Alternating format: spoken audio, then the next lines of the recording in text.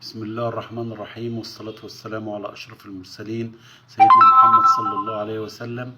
أهلا ومرحبا بكم في فيديو جديد. دلوقتي إن شاء الله هنقول لكم على قائمة النادي الأهلي لمباراة مودرن سبورت غدا في الدوري بإذن الله. حراسة المرمى محمد الشناوي، مصطفى شوبير، حمزة علاء. خط الدفاع عمر كمال عبد الواحد، رامي ربيعة، أكرم توفيق، محمد هاني، مصطفى العش، كريم الدبيس.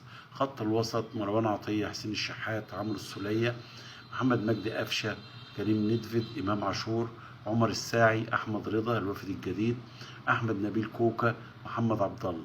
الهجوم جريدي شار، حمزة علاء. عاد طبعا للقائمة أحمد نبيل كوكا بعد غياب المباراتين السابقتين أمام فاركو وبيراميدز بسبب الإصابة. كما تواجد الثلاثي الجديد جريديشار ومصطفى العش وأحمد رضا. طبعا بيغيب أشرف بن شرقي، لسه عنده إصابة بمزق في العضلة الأمامية ولسه ما تعافاش منه. بإذن الله نتوقع إن شاء الله التشكيل غدا بإذن الله. هيبقى حراسة المرمى محمد الشناوي، وخط الدفاع محمد هاني ورامي ربيعة ومصطفى العش. خط الوسط مروان حمدي وكريم ندفد وإمام عاشور. خط الهجوم حسين